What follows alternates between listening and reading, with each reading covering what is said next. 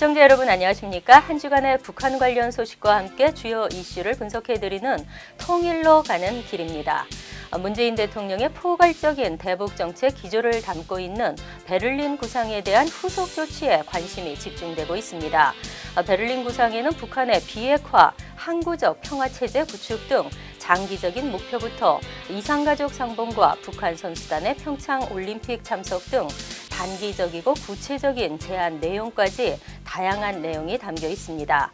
과연 문재인 정부가 북핵 문제와 남북 관계라는 엉클어진 실타래를 어떻게 풀어갈 것인지 주목됩니다.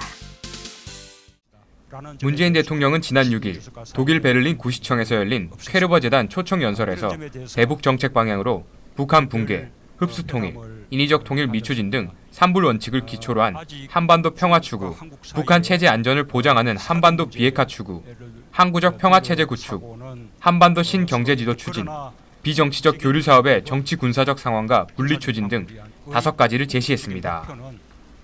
그러면서 북한을 향해 올해 10월 4일 이산가족 상봉행사 개최와 평창 동계올림픽 북한 선수단 참가, 군사 분계선에서의 적대 행위 상호 중단, 남북 협력을 위한 남북 간의 접촉 대화 재개 등 4가지 사항을 제안했습니다. 한국 정부는 문재인 대통령의 베를린 구상과 관련해 통일부를 주간 부처로 해서 큰 틀에서 이행 계획을 수립하고 있습니다. 통일부는 10일 국회 외교통일위원회 현안 보고를 통해 판문점 연락사무소 직통전화, 군 통신선 등 한반도 상황의 안정적 관리를 위한 남북 연락 채널의 복원을 추진하겠다며 문 대통령의 베를린 구상에 대한 당면 과제들의 협의 이행을 위한 남북 대화도 추진하겠다고 밝혔습니다. 일단 북한의 반응은 부정적입니다. 북한 노동신문은 문 대통령의 방미를 거론하면서 남조선 집권자의 미국 행각은 상전에 대한 비굴한 아부 아첨과 구걸로 얼룩진 치욕스러운 친미 굴종 행각이라며 이런 추악한 친미 분자는 보다 처음이라고 강변했습니다. 통일로 가는 길, 김지수입니다. 그럼에도 불구하고 문 대통령은 흔들리지 않고 지속적인 대화 메시지를 내면서 북한과 신뢰를 구축하고 북한의 호응을 이끌어내겠다는 방침입니다.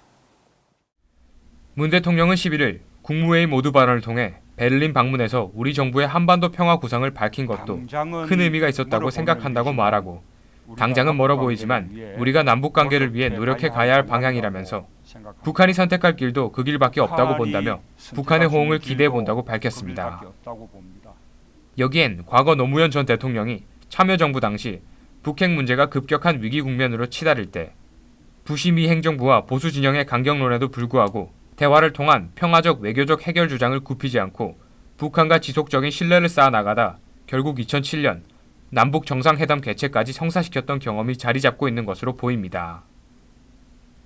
이와 관련 문 대통령은 자신의 저서 운명에서 2007년 남북 정상회담 개최와 관련해 그 긴 과정 동안 끊임없이 인내하면서 북한과 신뢰를 쌓아나간 것의 결실이 정상회담이었다며 남북 간 평화라는 것은 신뢰를 통해 이뤄지고 서로 믿지 못하면 한 발짝도 앞으로 나아갈 수 없다고 밝힌 바 있습니다.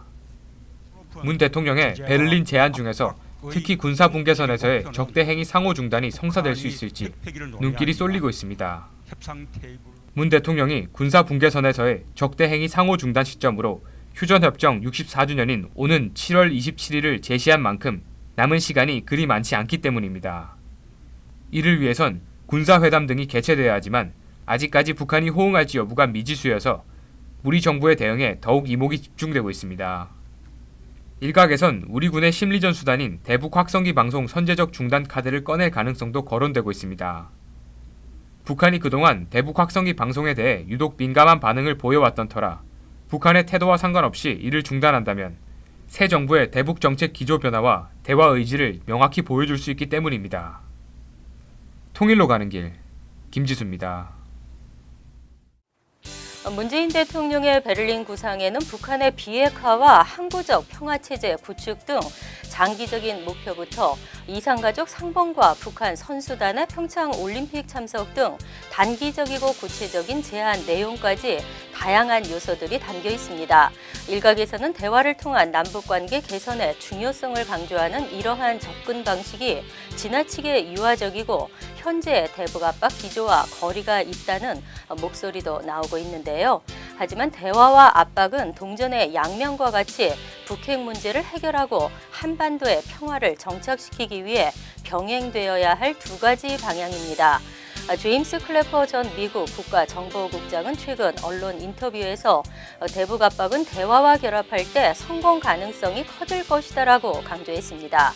이는 북한 정권에게 핵을 포기할 경우 더 나은 미래가 보장될 수 있다는 메시지를 보내는 동시에 북한이 핵을 포기할 수밖에 없도록 강력하게 압박해야 한다는 의미입니다. 문재인 정부가 녹록치 않은 국제 정세를 잘 헤쳐나가면서 북한의 핵미사일 도발에는 강력하게 대응하되 궁극적인 비핵화와 한반도 평화 정착을 위해 보다 장기적이고 큰 그림을 그려 나갈 수 있기를 기대해 봅니다. 통일로 가는 길 오늘 순서는 여기까지입니다. 다음 시간에 다시 찾아뵙겠습니다. 안녕히 계십시오.